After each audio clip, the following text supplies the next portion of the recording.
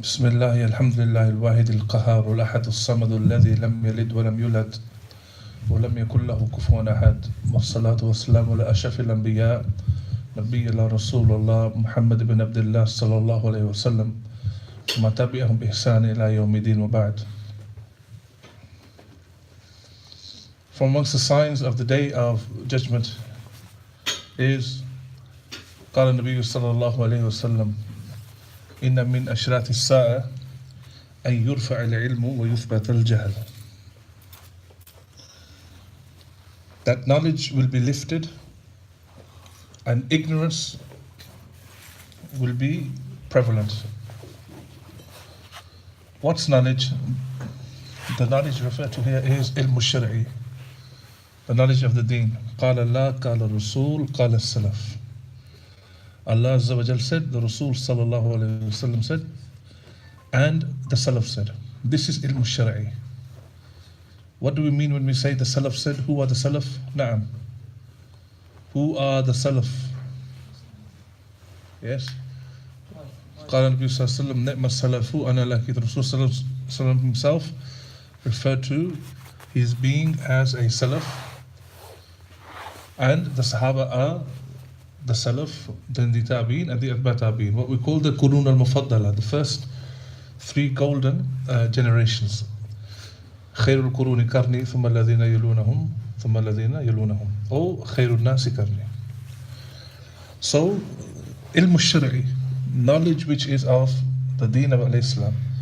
اليوم أكملت لكم دينكم وأتممت عليكم نعمتي ورضيت لكم الإسلام دينا. The religion of Islam has been completed as a favor from Allah subhanahu wa ta'ala upon us. And it's perfect in every way and complete in every way. Therefore, the knowledge concerning the deen, the ilm al-shar'i, has been preserved. It's been preserved. i.e., the deen is preserved, therefore the ilm al-shar'i is also preserved. The revelation has been preserved. And there's no doubt within that. So we don't pay attention to the ignorant people today who say that we don't accept Sahih al-Bukhari and Sahih al-Bukhari as ahadith in there which are filled with contradictions and so on and so forth. We simply don't pay attention to these kind of people because this is the spreading of ignorance. This is a spreading of ignorance. And those who are the inheritors of this ilm al-shar'i are the ulama. The prophets do not leave behind any treasures or businesses or vast amounts of wealth or anything else, any land that is to be inherited. In fact, what they leave behind is ilm, yani ilm al-shar'i. And the ulama are the inheritors of this knowledge. Al-ulama warasatul anbiya. The scholars are the inheritors of the prophets. So that which the prophets have left behind, you get from the scholars. قوله تعالى فاسألوا أهل الذكر إن كنتم لا تعلمون. Therefore, it's an obligation and a command upon us that we refer to the Ahlul Ilm. We refer to the scholars. And there's another sickness within society, which is also a sign from the last days. People attacking the ulama. لهم العلماء مصنوفة. The people are attacking the ulama, yet Ibn Asakir has mentioned with an authentic chain that the flesh of the scholars is poisonous. The flesh of the alim, of the scholar, the alim Rabbani, the talibul ilm who is upon guidance, it is poisonous. Allah says in the Quran, فَمَنْ اضْطُرَّ غَيْرَ بَاغٍ وَلَا عَادٍ فَلَا إِثْمَ عَلَيْهِ. That if you had no choice but to eat from the carcass or eat from the haram or eat from the pig just to survive, eat enough just so that you can survive. This is a darura. But something which is poisonous, it will never benefit you, even in the smallest amount. Yani, under no circumstances are you to eat the flesh of the ulama, because it's simply poisonous. Even a small, tiny amount, it will never benefit you, but it will only harm you. And ultimately, it's something that will kill the soul. It will kill the person. So we have to pay attention to this, that the flesh of the ulama is poisonous. It's poisonous. We have many youth today who fall into the trap of competing with the ulama, putting themselves up alongside the ulama, or making a name for themselves through the name of the ulama.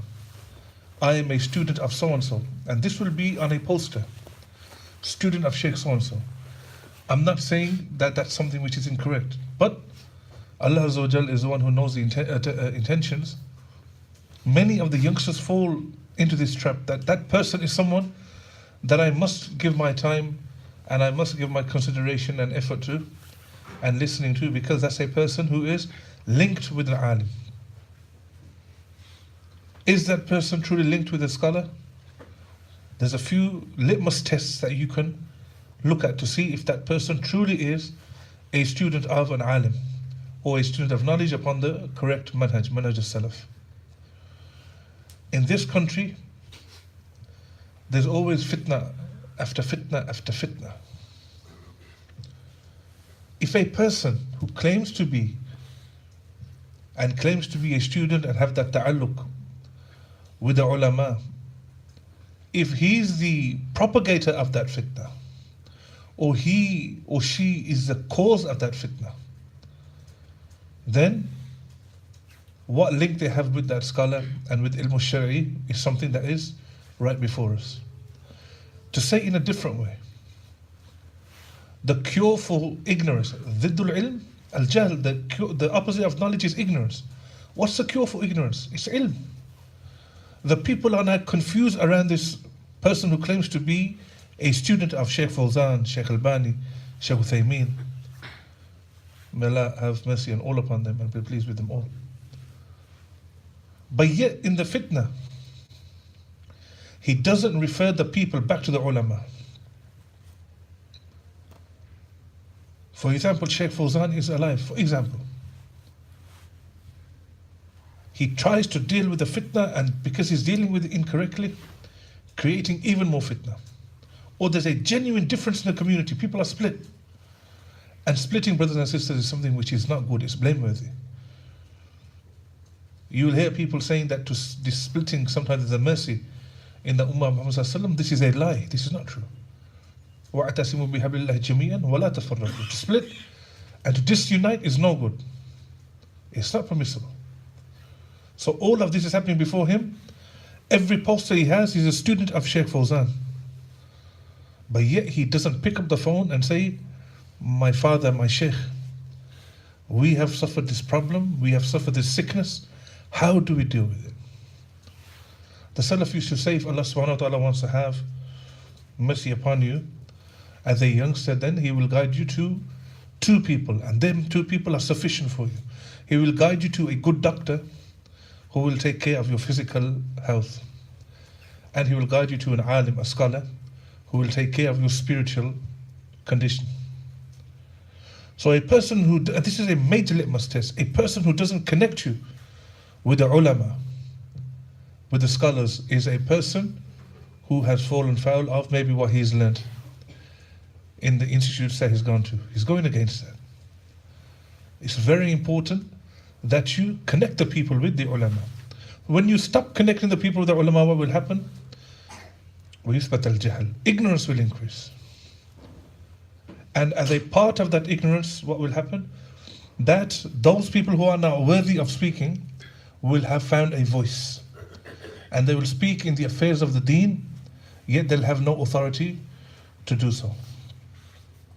وقال النبي صلى الله عليه وسلم يكون بين يدي الساعة أيام يرفع فيها العلم وينزل فيها الجهل ويكثر فيها الهرج والهرج القتل. That towards the end of times, knowledge will be lifted and ignorance will be prevalent and widespread, And there'll be much harj, and this harj is the indiscriminate killing of each other. Meaning that the people will be so far removed from ilm al-shari, so far removed from the ulama, so far removed from the asbab of guidance, from the roots of guidance, from the means of guidance, that they will even end up making each other's blood halal. Do we not see that today? People have made each other's blood halal. People have made each other's honor halal. People have made each other's property halal for themselves. The very things that the Prophet ﷺ came to preserve and secure. The entire Sharia is based upon security of 5 things. The very things that the Rasul ﷺ came to preserve and secure for the people, ignorance leads the people to make them things halal for each other. And to go beyond the bounds. Yet Allah subhanahu wa ta'ala is continuously saying, تِلْكَ حُدُودُ اللَّهِ فَلَا تَعْتَدُوهَا. The boundaries have been set, don't go beyond that. The halal is clear, the haram is clear, don't go into that which is in between. Don't go beyond the boundaries. But ignorance has no boundaries. And the problem with jahala, with ignorance, is that it manifests itself in many different ways. And the most dangerous of the ignorant are those who don't know that they're ignorant, or who don't say that they're ignorant, but rather they claim ilm. They feign knowledge, they fake ilm. These are the most dangerous ones. Because these are the people that will actually confuse other people. And they'll be misguided themselves, and they'll misguide others. They won't have sat with an alim, with a scholar, to learn the explanation of the hadith or the tafsir of the Quran or anything, or fatawa. But yet they'll be at the forefront to have a voice in any issue, especially issues of fitna. Especially issues of fitna. وَلَوْ رُدُّهُ إِلَى اللَّهِ وَإِلَى الرَّسُولِ وَأَلَوْا الْأَمْرِ مِنْهُمْ. If only when they'd heard something, لَعَلِمَهُ الَّذِينَ يَسْتَنبِطُونَهُ مِنْهُم. If they'd heard something, some news, rather than running out and spreading it based upon their ignorance, they hadn't even verified it. They'd heard something about a ruler, they'd heard something about a scholar, they'd heard about an event, they'd heard about the price of bread rising next week, or the price of oil rising. Rather than rushing to the internet and creating that hysteria and that fitna and creating confusion, Allah Azza wa Jal says, لَعَلِمَهُ الَّذِينَ يَسْتَنبِطُونَهُ مِنْهُمْ. If only they had referred it back to those people who were in authority amongst them, and those people who had ilm, the ulama, so that they could have investigated the issue. If they took it back to Allah and His Rasul and the people of ilm. Do we not see this today? That this ignorance, this is a manifestation of ignorance that we can all relate to in our society.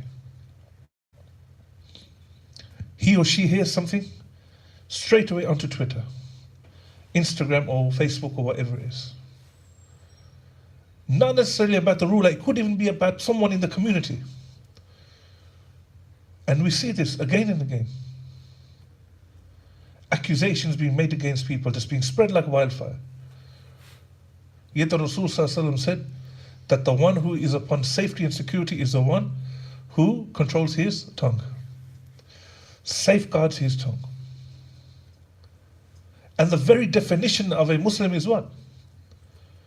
Al-Muslimu man salim al-Muslimuna min lisanihi wa yadihi.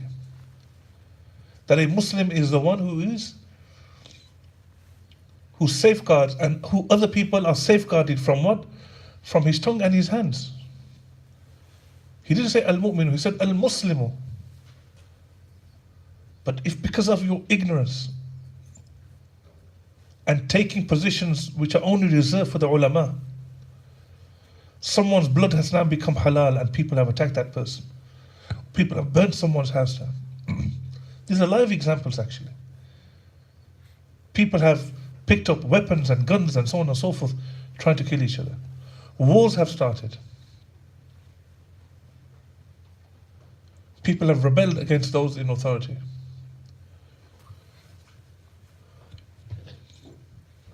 Then This is the state of affairs and the result that is right before us. So they don't refer it back to the ulama and the people of authority. Especially when it comes to public affairs and especially when it comes to affairs of security. Yani ignorance is widespread. Everyone has a voice, everyone has an opinion. And the reality is that the alim, the scholar, he has a very high status within al-Islam. فَضْلُ الْآلِمِ لَلْآبِدِ كَفَضْلِ أَلَا أَدْنَاكُمْ. The Rasul said in authentic hadith that the comparison between a scholar and a normal layperson is like the comparison between me, Muhammad, and one of you. Subhanallah. This is how high the status of the alim is. Man kharaja fil bayti li talab al-ilm, the one who leaves his house for the purpose of seeking ilm, for the purpose of seeking knowledge. The Rasul said that this is one who is in the way of Allah subhanahu wa ta'ala. He's traveling upon the way of Allah subhanahu wa ta'ala. This is the status of the scholar. This is one litmus test you must know about the person that you're taking knowledge of. Is he just feigning ilm? And is the entire purpose to disconnect you with the ulama? Or is it rather to put you at the feet of the ulama, at the door of the ulama, so you could benefit from them? Or is it, oh angel, drag this one by his face and the scruff of his neck into the fire of hell. But Ya Rab, I propagated your knowledge. I guided the people. And I done this for all your sake. You are a liar. You lie. Rather, you done this so that the people could say, what a great speaker he was, what a great scholar he was, what kind of knowledge, greatness of knowledge he had. Put him into the fire. Is this person just calling to themselves? Come to my website, come to my Facebook, come to my YouTube channel. And then some have gone to the utter levels of ignorance, yani the pits of ignorance. They actively say in today's society that you don't need the ulama. Because the ulama, the scholars, don't know what's going on in your life. But I know. And I'm more astute than the ulama are. The people that the entire dunya goes to, Africa, Europe, Asia, you name it, the people converge and they all go to these scholars. And they hear about the trial and tribulation and challenges that not just you're facing in Luton, but people are facing over the entire globe. And you're sitting behind a YouTube channel saying that you know better than them. So what does that verse of the Quran mean? فَاسْأَلُوا أَهْلَ الذِّكْرِ إِن كُنتُمْ لَا تَعْلَمُونَ أَطِيعُوا اللَّهَ وَأَطِيعُوا الرَّسُولَ وَأُولِي الْأَمْرِ مِنكُمْ. Obey Allah and His Rasul and those in authority over you, the ulama, your leaders, the ulama, as part of that. Have them verses all of a sudden now become abrogated? Because you are saying to the people you don't need the ulama? And then to infect into the people. Brothers, wallahi, this and sisters, this is the sign of the Day of Judgment, no doubt. The Rasul sallallahu alaihi wasallam spoke the truth, sallallahu alaihi wasallam. We are seeing this day in and day out. A concerted effort to pull you and me away from the ulama. And to make us think that we can use our own ijtihadat. That we can package the deen ourselves, bespoke, tailored for us. Who gave you and I the authority to do that? اتبعوا ما أنزل إليكم من ربكم ولا تتبعوا من دونه أولياء. Rather, you're obligated to follow that which has been revealed, the Quran and the Sunnah. إنا نحن نزلنا الذكر وإنا له لحافظون. This has been preserved. The Quran and the Sunnah have been preserved and shall remain preserved. And wallahi, none other than the ulama are those who preserved it. The Sahaba are ulama. Allah Azza wa Jal utilized the Sahaba, may Allah be pleased with all of them, to preserve this deen for us. But yet we want to take it from anybody that comes in our way. Al-Isnadu min ad-Din. And some of the narrations say, Al-Hadithu min ad-Din. Muhammad ibn Sirin, Waqaddama say Muslim. This knowledge, this hadith, all of this is part of the deen. Be careful who you take your deen of. Be careful who you go to for your ilm. Your ilm al-Shari. Because your ilm al-Shari is an issue of Jannah and Nar. It's an issue of being towards paradise or being towards the fire. وَأَنَّ هَذَا ثِرَاتِ مُسْتَقِيمًا فَاتَّبِعُوهُ وَلَا تَتَّبِعُوا السُّبُلَ فَتَفَرَّقَ بِكُمْ عَنْ سَبِيلِهِ. He ﷺ drew a line in the sand and lines to the side of it. And he said, this is my straight path. Be upon it. Don't waver. Be firm upon that. You'll face challenges, but be upon that. And don't diverge yourself to the paths which go to either side of it. Why? There's callers to the gates of the hellfire on each of these paths. There's a caller who's upon the way of shaitan, who's constantly inviting you to his way. Yani to the way of other than the Sirat al-Mustaqim.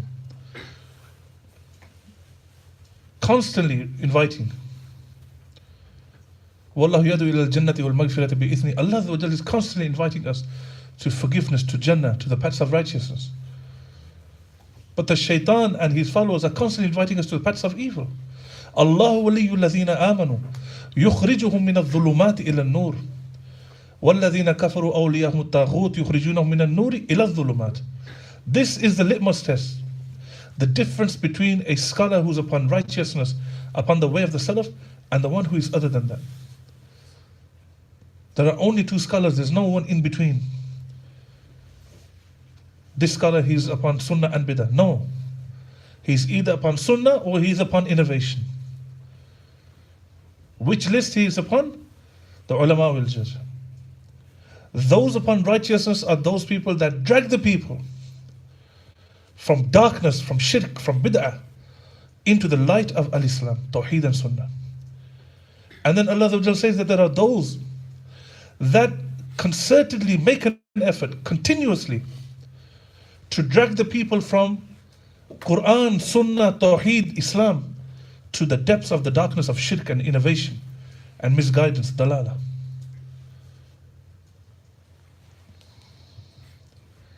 What is it that this person who claims to be a scholar is calling to? What's his da'wah? So ignorance will be widespread. And we shouldn't fall into the trap of thinking just because he's mentioning so many verses, so many ahadith, he can't be ignorant, he must be a scholar. And then he says, it's okay. If you want to celebrate the birth of the Prophet, celebrate it. If you don't want to celebrate it, don't celebrate it. There's a difference of opinion, don't worry about it. Wallahi, this one's not a scholar. He's from the ulama su, probably those who are misguiding people. The one who wants to compromise and water down the deen so much. And this is from the signs of the time. That the deen will become something yani gharib. Al-Islam abada gharib. Islam started as something strange. And it will return as something strange. The sunnah will be something strange for the people. Why? Because ignorance will be so widespread. What's this person's call to? Another litmus test. Is he just saying khilafah, khilafah, khilafah? Is he just saying we need to make social reform? We need to challenge the prices of bread and oil and we need to alleviate poverty? That's his call. Is he just saying all the time, you must be a Shafi'i, you must be a Shafi'i, you must be a Hanbali, you must be a Maliki, you must be a Hanafi? Is that his call? Is he constantly just talking about issues which just affect the community? Fiqhul waqi'. Brothers, look at what's happening in Yemen. Brothers, this is his call all the time. Brothers, look at what's happening here. Brothers, look at what's happening there. Or is he one who is saying to you, قولوا لا إله إلا الله تفلحوا تملك العرب والعجم. understand, implement, and say this La ilaha illallah, Allah will give you success. He'll open up the heavens and the earth, and He'll open up the lands for you. La ma'buda bihaqqin illallah. Is He one who's calling you to uluhiyya? Is He upon the manhajul anbiya, the tariqah, the way of the anbiya, the sirat mustaqim? Yasin wal Quran al Hakim innaka ala siratim mustaqim. Is He on the sirat mustaqim, or is He taking you to a path other than that? All of the anbiya, every single one that came, every single one that came called to this La ilaha illallah. This is another litmus test of who's upon ilm and who's upon ignorance. وَلَقَدْ أُوحِيَ إِلَيْكَ وَإِلَى الَّذِينَ مِنْ قَبْلِكَ لَئِنْ أَشْرَكْتَ لَيَحْبَطَنَّ عَمَلُكَ وَلَتَكُونَنَّ مِنَ الْخَاسِرِينَ. And we revealed upon you, Muhammad sallallahu alaihi wasallam, and those that came before you, if you make shirk with Allah subhanahu wa ta'ala, then all your deeds are null and void. And there isn't a messenger that came except he said what? أَنْ نِعْبُدُ اللَّهِ وَاجْتَنِبُوا الطَّاغُوتَ.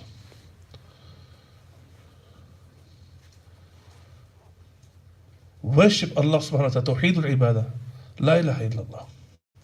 And stay away from shirk. Stay away from the tawaghit. So we have to be cognizant and fully aware of who is it that we're taking our knowledge from. Because once shaitan comes and he snatches away ilm, how is ilm going to be snatched away? Not by it being taken from the hearts of the people, no. But rather by the removal, yani the death of the inheritors of the prophets, the death of the ulama.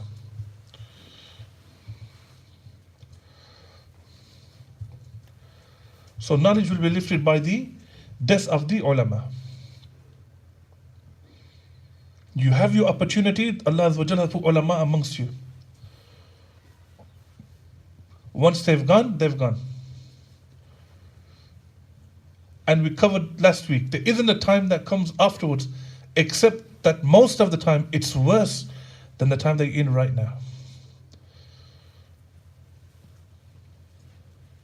Who said this? Who remembers that from last week?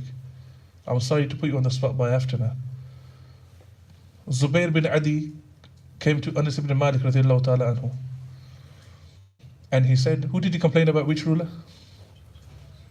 Hajjaj ibn Yusuf al-Thaqafi, yeah? And what did he say about him? That he's making things difficult for us. He said, be patient because... Barakallahu feek. Be patient because verily the time that comes afterwards is worse than the time that you're in the present time. Whilst you have the ulama with you, you don't take benefit. What a travesty, yani, what a catastrophe. That the inheritor of the Prophet is there.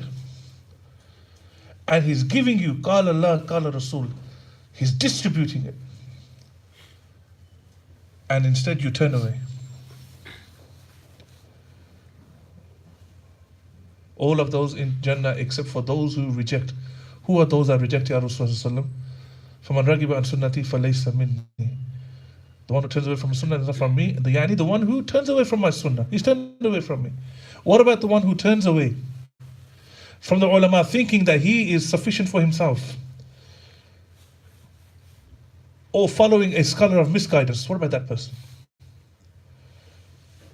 Then he should be prepared. She should be prepared for what's around the corner. What's that?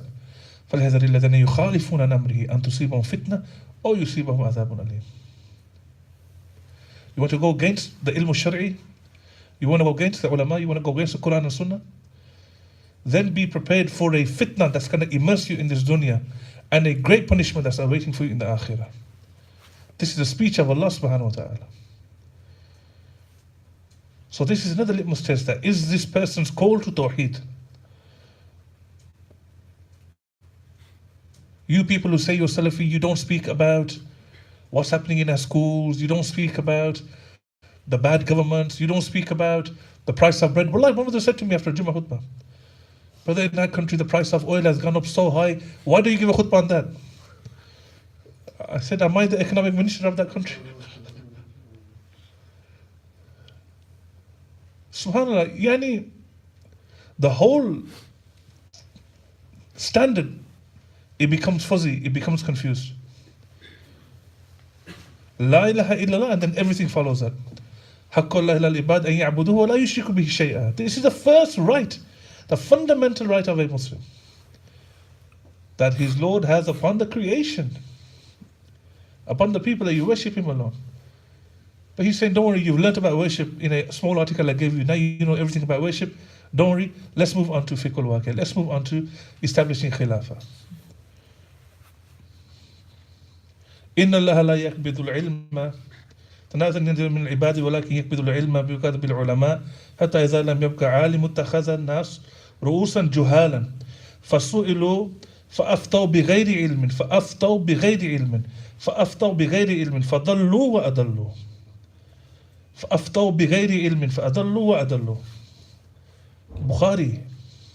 Allah Azza wa Jal won't snatch the knowledge away by snatching it from the hearts of the people, but he will take it away by lifting the ulama from you, by the death of the ulama, the death of the scholars. Up until no scholar will remain amongst you. And then what will happen? What's the result of that? Then people will make the ignorant ones into the people of authority, into the position of the ulama.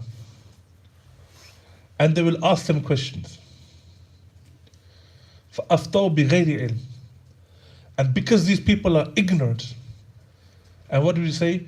Ziddul ilm is jahl. The opposite of knowledge is ignorance. So he can't give something that he doesn't have. He can't give knowledge because he doesn't have knowledge. He hasn't taken it from the ulama, he hasn't taken it from the right sources. So what's left for him to give? Nothing but ignorance and misguidance. فَمَاذَا بَعْدُ الْحَقِّ إِلَّا الضَّلَالِ. That's the principle, brothers and sisters. There's the truth, the haqq, the Quran, the Sunnah, the way of the Salaf. Outside of that, all of it is misguidance, dalala. What is it outside of guidance except for misguidance?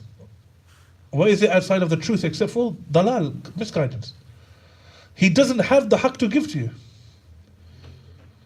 So therefore the default is that he's now going to give you ignorance. Brothers, if you just slightly move forward, the brothers are praying at the back. Barakallahu feek.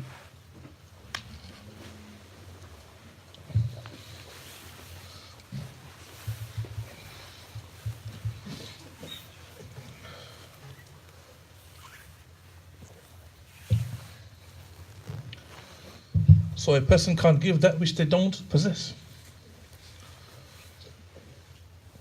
Do we not see this today? Allahu Akbar.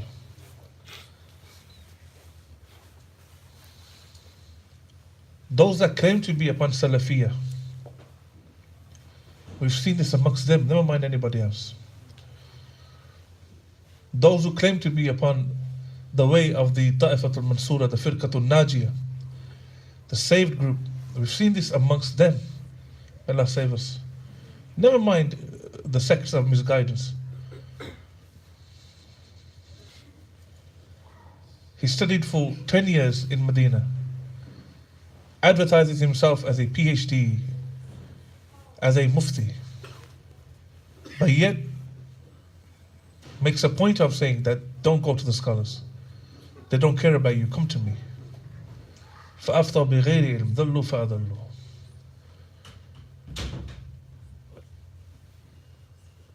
And many of the fatwa that he gives are based upon ignorance. Wallahi, that ignorance is not an excuse for that person, especially for the one who feigns ilm. He can't hide behind, well, I was actually ignorant. No, but you put yourself in that position for whatever worldly gain you've done it for. Samit Abdul Mubarak Yaqul, Abdullah Mubarak used to say, Awwal ilm an-niyya. The first thing with knowledge is the niyyah, the intention. What's that person's intention? Inna Allah alimun bi dhati sudur. Only Allah Azza wa Jal knows that. What's after that? The first thing is ikhlas. His intention, that woman's intention. Then you move on to understanding, memorizing. Then you move on to After listening, understanding, memorizing, what's at the end? ثُمَّ النَّشْرِ. Right at the end is to spread it.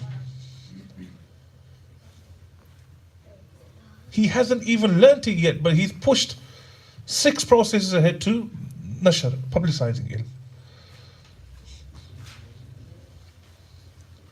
The one who spreads ilm al-shir'i, but yet he hasn't grasped it himself, he's only going to misguide the people. The root of the misguidance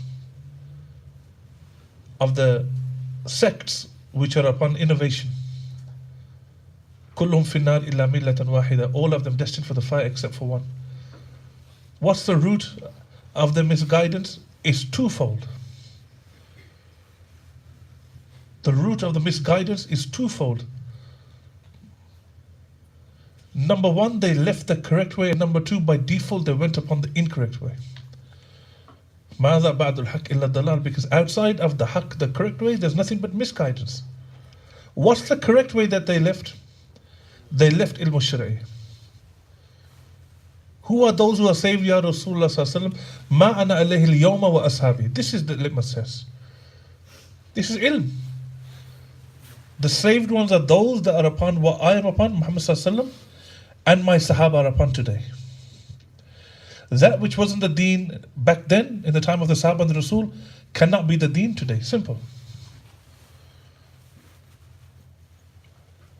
So how is it that they became misguided? Just by leaving that? Yes, because when they left that way, what happened? وَإِيَّاكُمْ مُحْدَثَاتِ الْأُمُورِ فَإِنَّ كُلَّ مُحْدَثَةٍ بِدْعَةٍ. It's all in this hadith. When they left the way of the Rasul sallallahu alaihi wasallam and the way of the Sahaba, فَعَلَيْكُمْ بِسُنَّتِ وَسُنَّةِ الْخُلَفَاءِ الْمَهْدِيِّينَ عَضُّوا عَلَيْهَا بِالنَّوَاجِذِ. Hold on to my sunnah and the sunnah of the Khulafa. Bite onto it with your molar teeth. With your jaw, bite onto it. Imagine you're biting onto that tree and there's a flood coming. But you've bitten onto that so hard that water doesn't move you. Fitna is like that flood, like that water, that will try to come and push you away from the sunnah. But he and she, they remain firm upon the way of the Rasul and the Sahaba. When they don't remain firm and they move away from that and they go upon a manhaj which is other than the manhaj of the Rasul and the Sahaba, then it's only because they left the sunnah of the Rasul and instead they turn to muhdathat al-umur fa inna kulla muhdathatin bid'ah. They turn to bid'ah. Imam Barbahari said in his famous text, Sharh Sunnah, that where the sunnah is left, then in that place what replaces the sunnah is bid'ah. Innovation. Knowledge will be lifted by the death of the ulama. Yani, the sunnah will become less prevalent before the people, and the bid'ah will become it will become known. It will become the norm.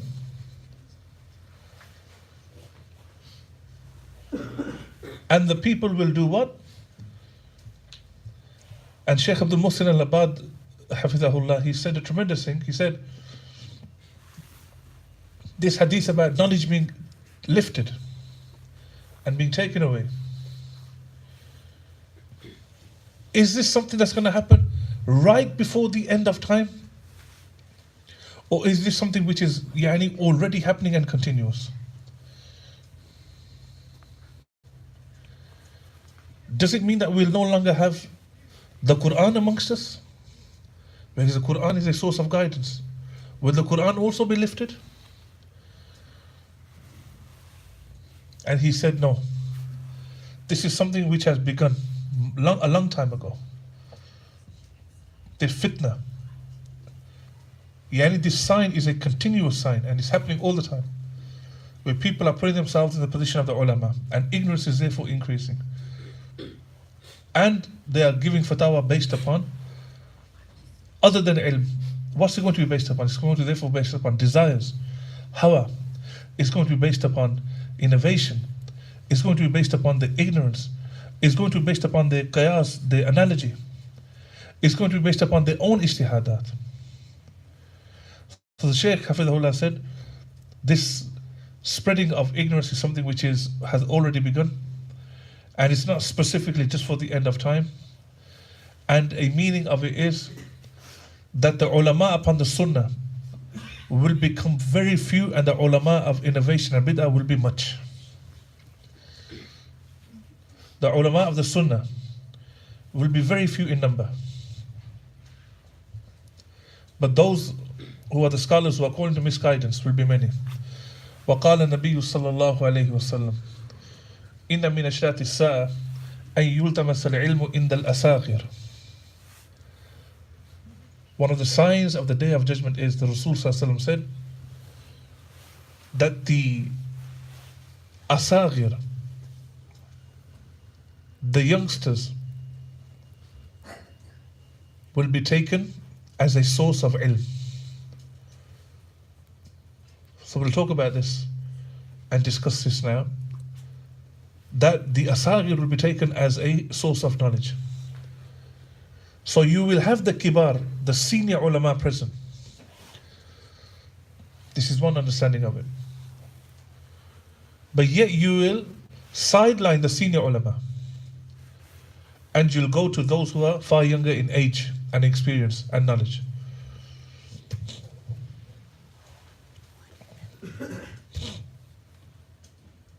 However, we find that many of the ulama that have explained this narration, including the likes of Imam Abdullah ibn Mubarak, Abdul Rauf al-Manawi, Imam Tabarani and others, they've mentioned that the asagir in this hadith means, the youngsters in this hadith means Ahlul Bid'ah.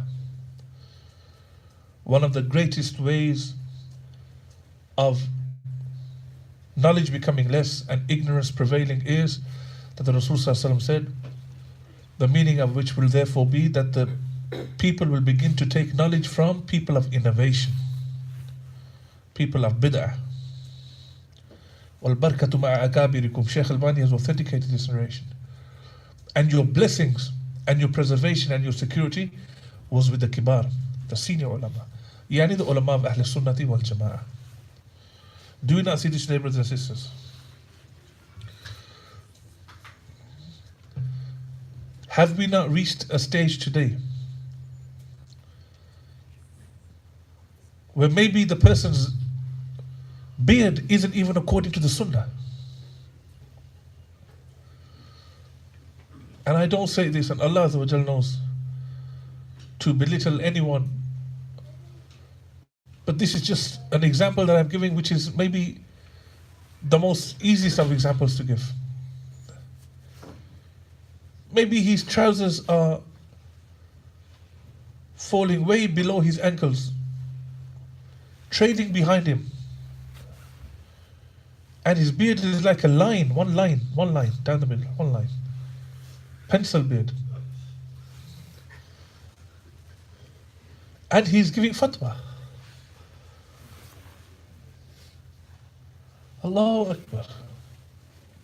Yet you have the ulama amongst you, the people of knowledge amongst us, or we have access to the ulama from amongst us.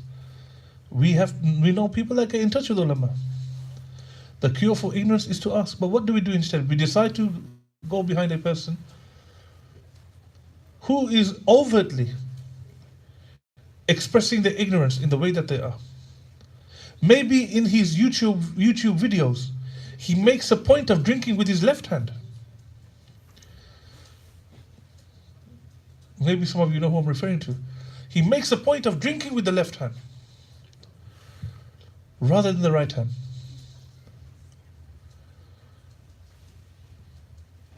Maybe he wears a Santa Claus hat. This is the level that we've reached, this ummah. With a Santa Claus white beard. Ho, ho, ho, he says. This is a scholar? A mufti?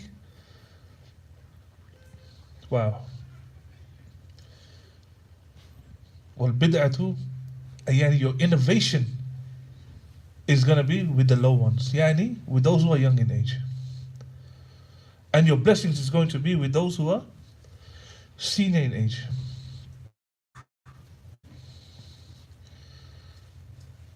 And this is a phenomenon that has hit our communities.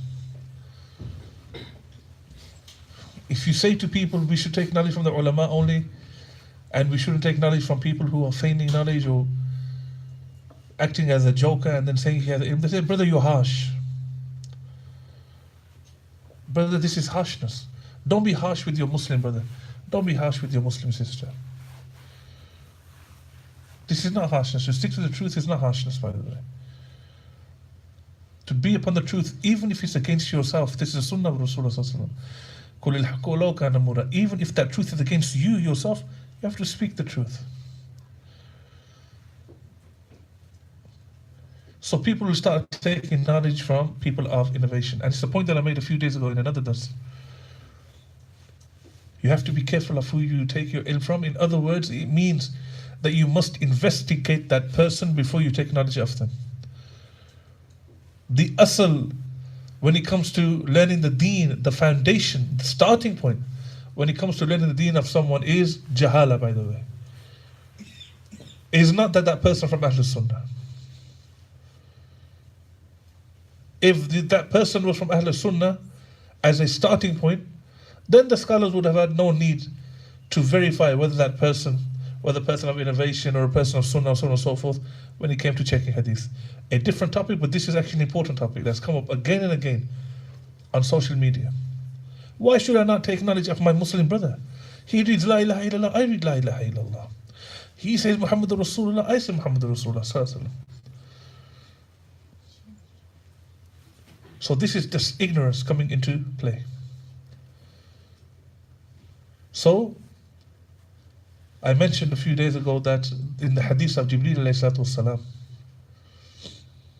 when the angel Jibreel came down in the form of a man, and the hadith is a very famous and known hadith, and he asked the blessed Rasul sallallahu alayhi wasallam, what's Islam, what's Iman, what's Ihsan?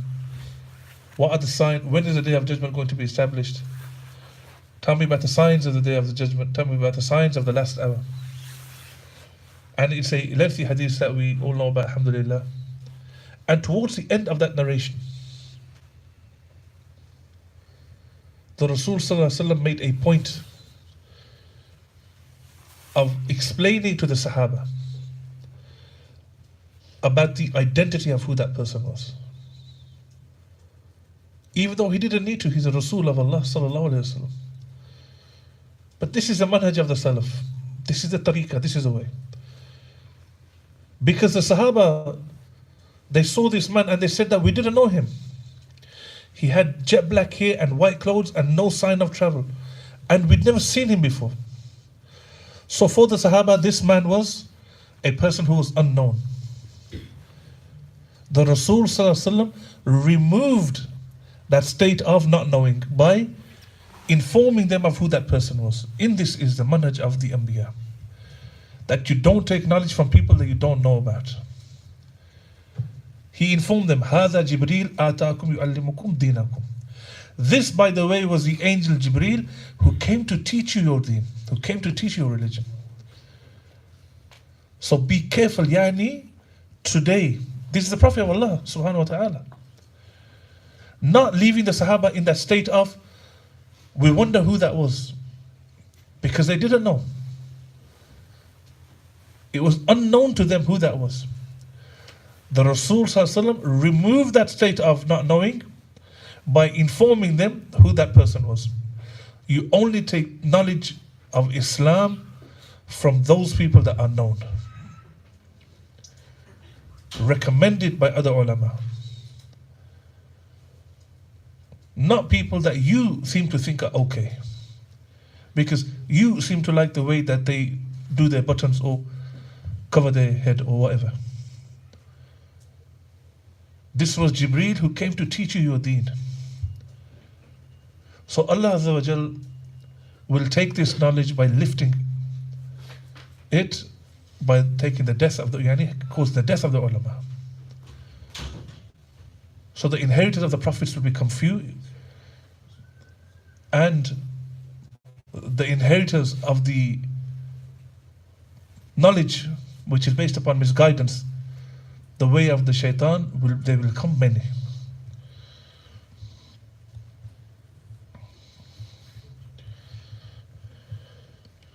So it's a sign from the signs of the Day of Judgment that people will begin to take knowledge from Ahlul Bid'ah. people begin to take knowledge from, they won't differentiate, they won't make between the person of the sunnah and the person of bid'ah. Teach your children these words, brothers and sisters. Sunnah, bid'ah, teach them now at a young age. Teach them the difference, the distinction between Ahl Sunnah and Ahl Bid'ah. Because the time that's coming and the time that we're going through, it's so easy for a person to fall into taking from people of innovation, who will corrupt themselves and they will end up corrupting that person. So this is a duty upon us. Ya ayyuhalladhina amanu qu anfusakum wa ahlikum nara. Save yourself and your family from the fire of hell. How are you going to do that? By giving them and equipping them with ilm shari and connecting them with the people who are going to give them that beneficial knowledge. Do we not find today this innovation being widespread everywhere and knowledge becoming less? Analyze our daily lives. Takes the salah completely A to Z filled with bid'ah. Right from making the niyyah with the tongue. Oh, I'm standing in front of you, I'm going to pray dhuhr, it's going to be 4 rak'at, I'm facing the qibla. Innovation, bid'ah. This is a bid'ah. And then throughout the salah, innovation upon innovation upon innovation. Yet this is one of the most often done worships that we do on a regular basis. Filled with innovation. End of the salah, people get together. Imam raises his hands, everybody raises his hands after him. This is not established from the sunnah of Rasulullah sallallahu alaihi wasallam. There's dua in ijtima like this. But yet there isn't a salah that many people they will perform, except that the Imam may raise his hands at the end and they all raise their hands. Ameen, ameen, ameen. And they make that dua. It's not from the sunnah of Rasulullah sallallahu alaihi wasallam. Someone dies, innovation. In our communities, on the 3rd day, they call the people, they make food, they distribute the food to the people. On the 4th day, on the 40th day. Bid'ah, innovation. They're counting on the date stones upon someone's death. We're going to transfer this Allahumma salli ala Muhammad that we've read 100,000 times to that dead soul. Bid'ah, innovation. At the grave, that person's passed away, took him to the grave. They're giving the adhan on the grave. Who are you calling to salah? This happens, right? Allahu Akbar, Allahu Akbar. On the grave, adhan. Sitting down on the grave reading Surah Yasin. Why? Where did you get this from?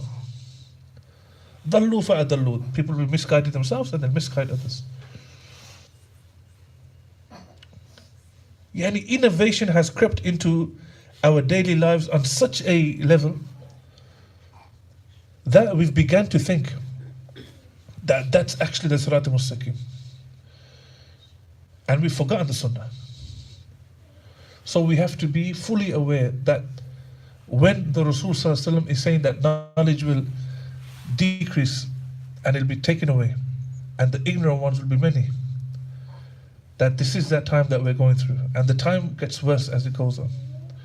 Upon us is to return to ilm. Upon us is to return to the Ahlul Ilm and the way of the Salaf, because in this is salvation. To go to Qala Allah, Qala Rasul and Qala Sahaba, yani Qala Salaf. And there's much more that could be said just on this point, but I really wanted to labor today's point, which is that from the signs of the Day of Judgment is that the death of the ulama will occur and ignorance will be widespread. And with that there will be much fitna.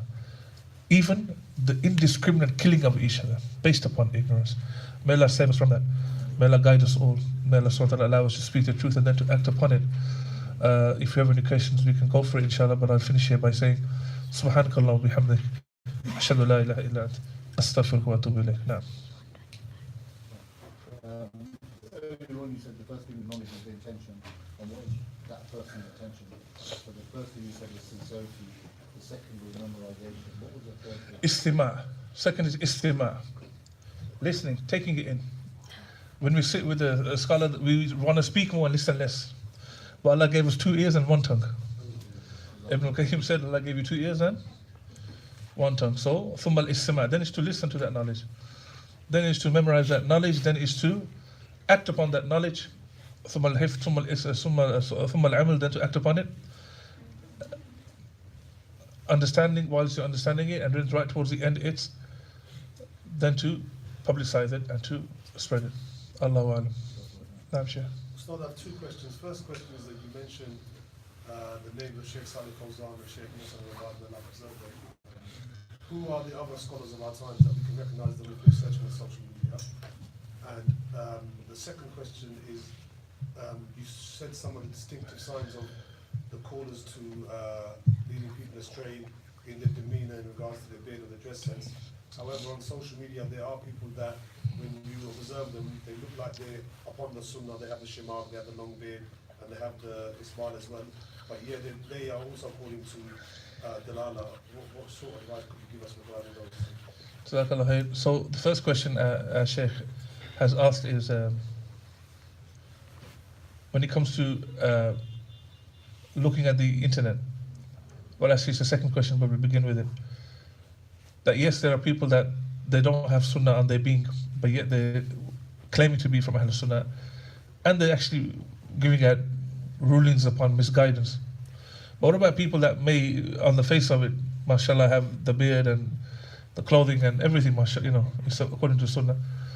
Then of course, I alluded to that in the dars that we've just given. That's also true. The basis is to investigate that person.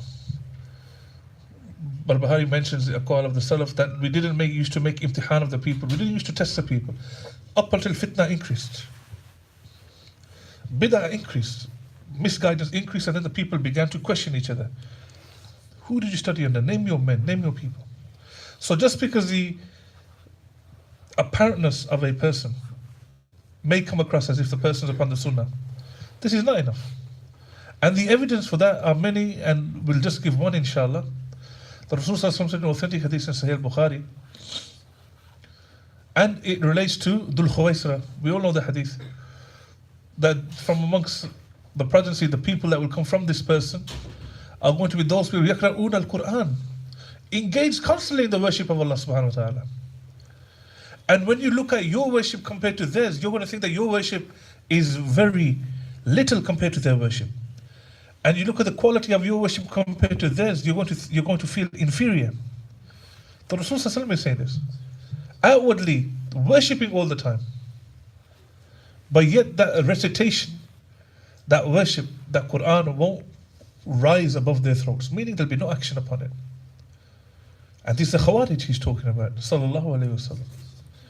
And Ibn Abbas radiallahu ta'ala who says that when he approached them to debate with these people, when he was a distant away, he heard a sound like the buzzing of bees, because thousands of them were just engaged in reading the Quran.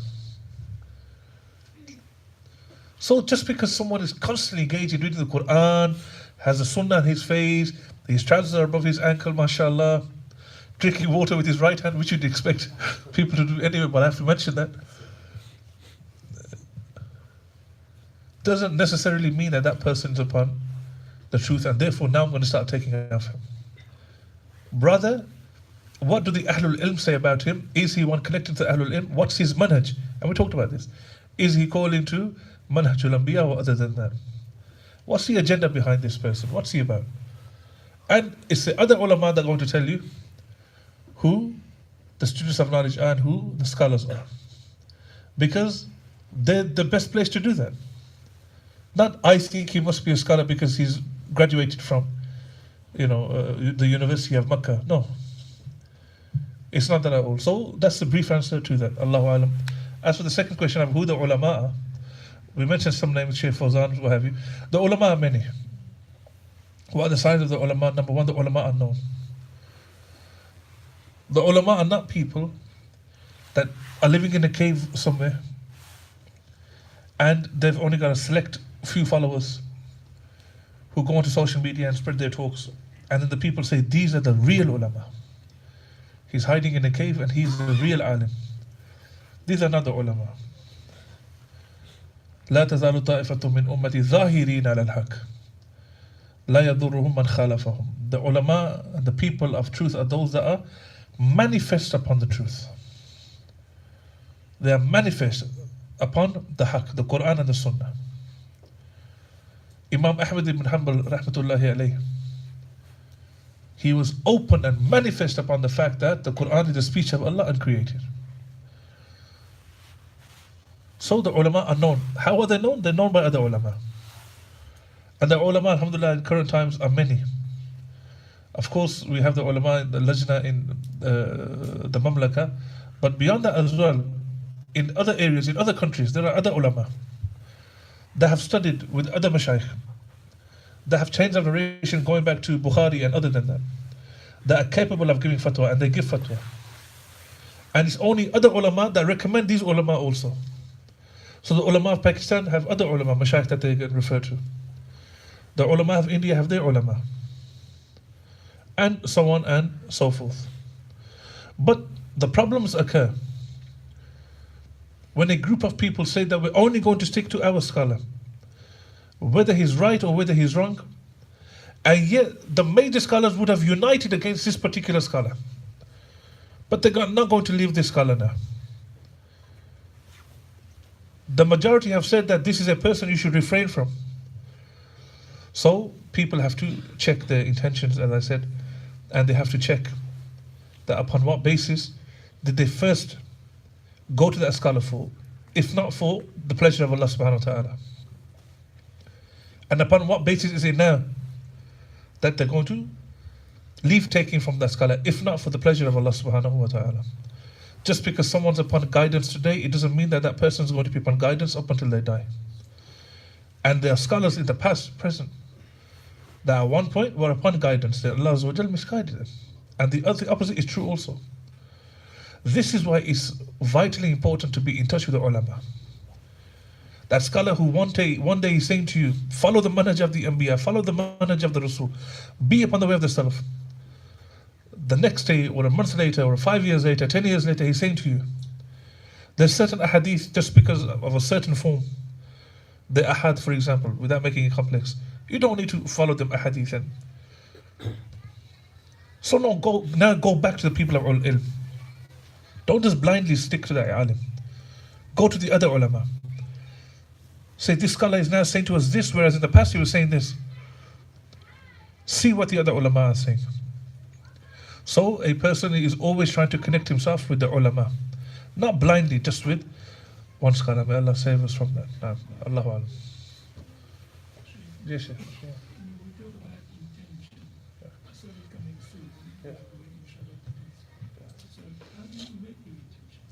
Yeah, intention is an affair of the heart. So intention is not something that is verbalized unless the Rasul Sallallahu Alaihi Wasallam told you to verbalize it. This is something that we have to make clear. For example,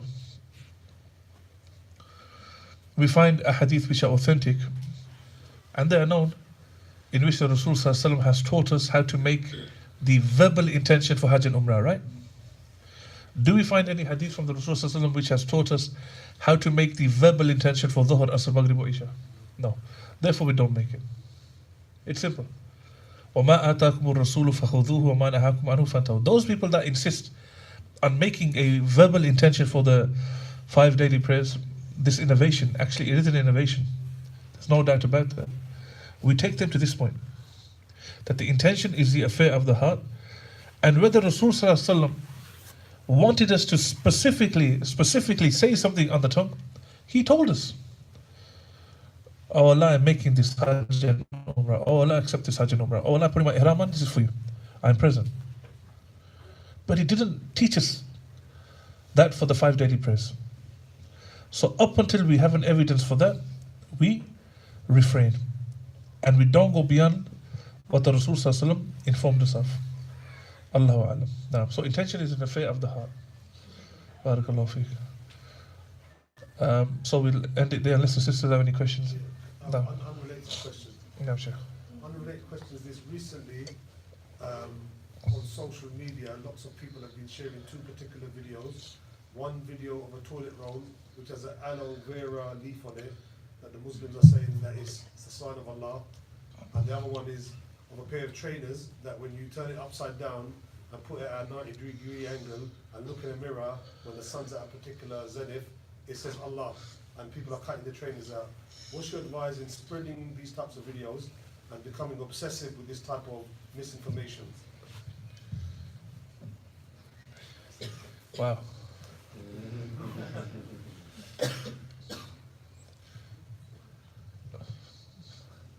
Even though it's not connected to the topic,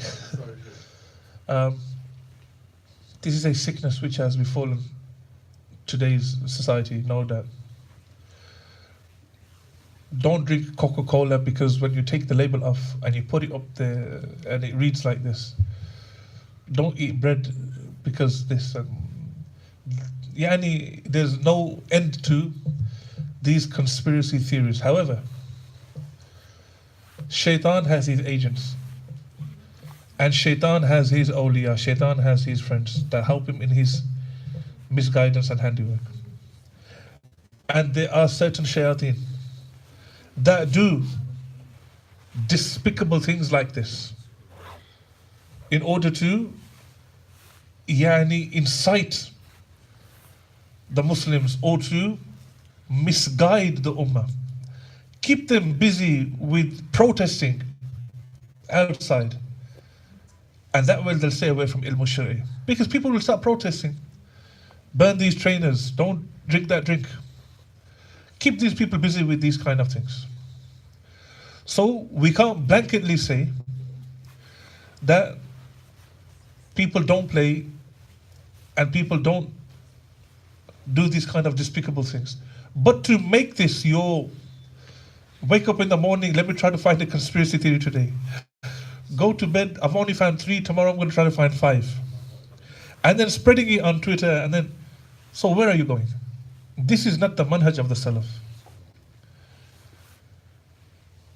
The Rasul Sallallahu Alaihi Wasallam informed the Sahaba about the Dajjal. And the Rasul Sallallahu Alaihi Wasallam himself was inquisitive to see who the Dajjal was. But that wasn't the call, and that wasn't the be-all and the end-all of all things. Rather, he taught them the way of how to seek protection from Dajjal. So the Sunnah teaches you the means of how to stay away from the shar and the evil of these conspiracy theories, or these shayateen and the agents of the shaitan who try to do these despicable actions, whether it's on trainers or whether it's on a t-shirt or whatever it is. But one thing we should know for sure, that the light of Allah subhanahu wa ta'ala will never be extinguished. The Quran and the Sunnah, it will remain, regardless of those who are upon it, whether they value that or not. And I always say to the youngsters especially that we got this deen of Islam and we didn't even have to spend 2 pence for it. But yet we don't value this religion. The Rasul Sallallahu Alaihi Wasallam has taught us the way of how to deal with fitna. This is fitna.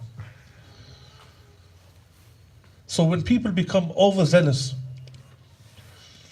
I'm going to teach these people a lesson. I'm going to go and I'm going to burn down the Nike shop. This is not Islam, by the way. As I said in the talk, the very definition of a Muslim is al-Muslimu man salim al-Muslimuna min lisanihi wa yadihi, that he doesn't harm others with his tongue or his hands. And it's from the lowest level of iman that you move something harmful out of the way of the street, the path, right? That's the lowest level of iman. So where's the iman of the person that goes out of his way to indiscriminately let off a bomb in a shop or in a marketplace? Where's the iman? If the lowest level is to move that banana skin out the way, that's going to harm someone. Doesn't say harm a Muslim, by the way. The hadith says someone. Anybody. They're going to harm themselves, you move that thing out the way. Out of the path, out of the tariq, you move it. So where's the iman of this person? So he started off with a conspiracy theory. Then he started off with joining a Twitter group or some website. Then it became that person's mashghala, that person's day and night being fed with these conspiracy theories. Now, manhajul anbiya, the way of the salaf, tawheed. What's tawheed? Tawheed has no value for this person now. It's just conspiracy theories. So now he's upon that pathway. He's going to be influenced by others. The Khawarij set out to try to do something good, but the harm they caused was greater than the good that they tried to achieve. So we have to be very, very careful about these things. As I said, there are shayateen out there that try to. And the one who takes the name of Allah subhanahu wa ta'ala and puts it on a shoe or something, he is an utter shaitan. An utter shaitan. But the Rasul sallallahu alaihi wasallam told us how to deal with shayateen.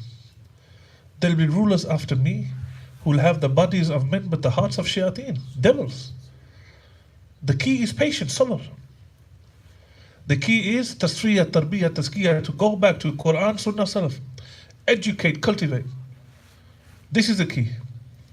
Rather than I'm going to be a one-man person now and I'm going to do my own thing. Fitna. So, may Allah subhanahu wa ta'ala save us from that. Conspiracy theories are not good for the soul. Especially if you just have them on your phone and you ponder on them, and like the Sheikh said, putting you up at a certain angle of the light, and subhanAllah, that maybe take you half an hour. Whereas the ulama are totally different. Completely removed from conspiracy theories like this. You know, there's Shaykh Al-Bani rahmatullahi alayh. He used to have a door in his library in Damashq. And Shaykh Al-Bani is one of the imams of hadith of this modern time. And he realized that every time he was coming into his library, the door was opening at a certain angle.